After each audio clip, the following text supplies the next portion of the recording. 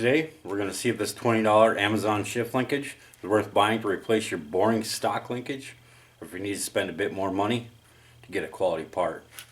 Let's get started. The one I chose on Amazon was from Amazicha and closely resembled one of HD's offerings. Now let's take a closer look at it and see if this is something you might want to install on your bike.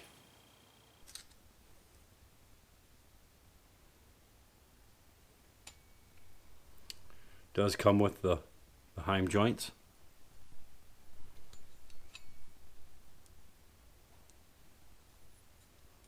This one's a little sticky.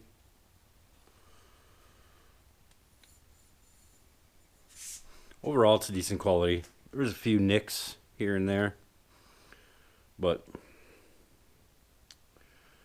it's not perfect. But for the price, it's pretty good. Now, it does come with a cover and some hardware.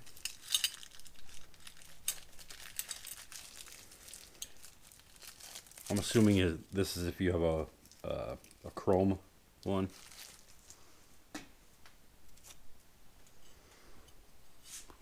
There's the bolts and the nut. These are not very good.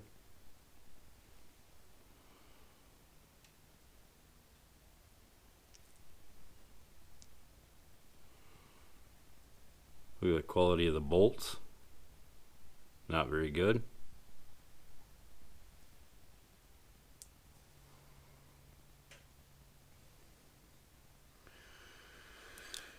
And this is clearly stamped sheet metal. And I don't know if I can catch it in the right light, but there's a huge dent right here.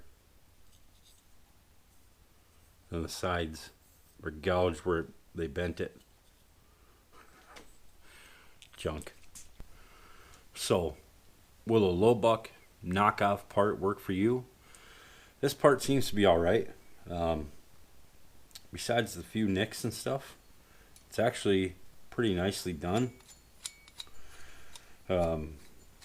Some of the hardware is corroded already, which doesn't make sense to me. So I'm assuming if this sees any kind of water, it's just going to rust. But the threads do look pretty good. I was actually surprised.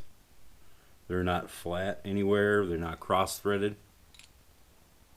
Notice the corrosion on the bolt already. Let's pull this end out. We'll look at it.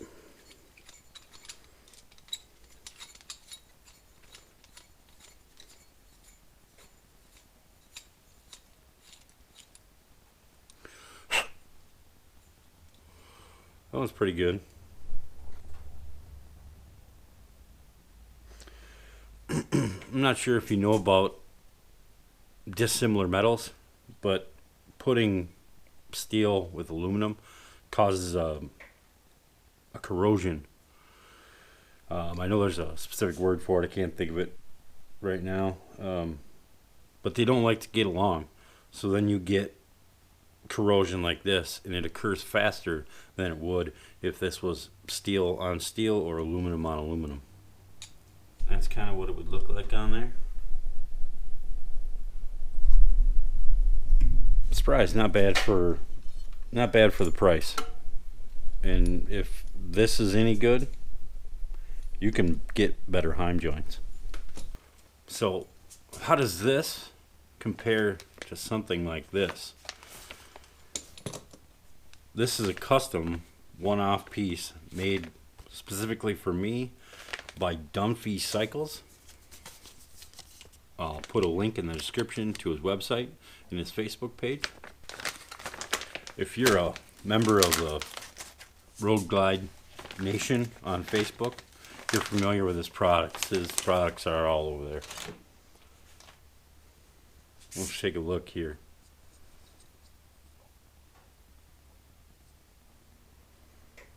Now this was custom machined for me and powder coated. Now he'll sell you this exact one. I Was waiting for him to make the right one, and I said, that's it. I need it. So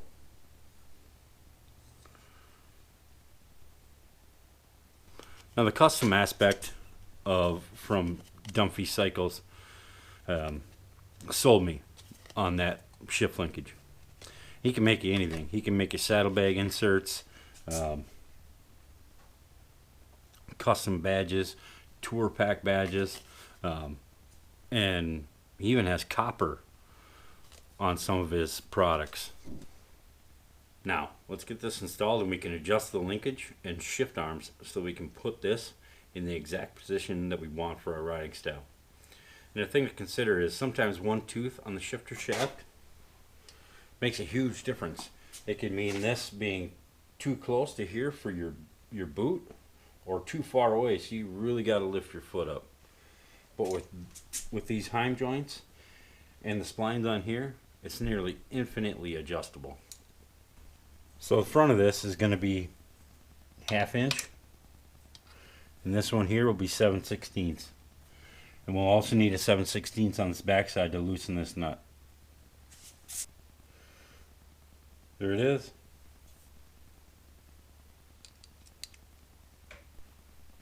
Now these are high quality stainless steel bolts that you'll never get in any of that Chinese stuff from Amazon.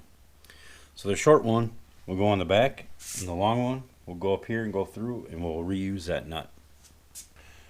Now we'll be putting thread locker on this, but right now I just want to see how it fits, see how my length is, see if it clears everything.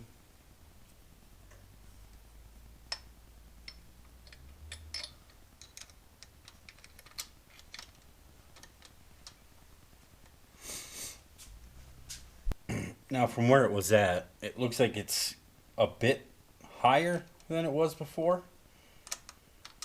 But right now it's kind of sagging. But this might be a good starting point. We can try it, and we'll see if we need to adjust it up or down.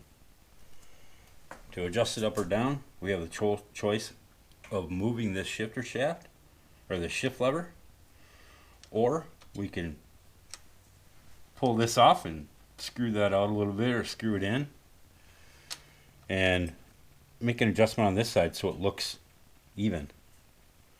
It's pretty nice. It's too bad that it's kind of hidden behind this ugly waterfall cover or whatever they call it for the horn, but overall that's a beautiful part.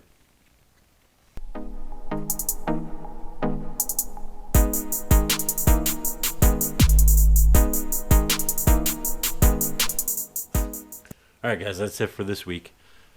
Do you really want to put a $20 part on your $30,000 motorcycle? Probably not.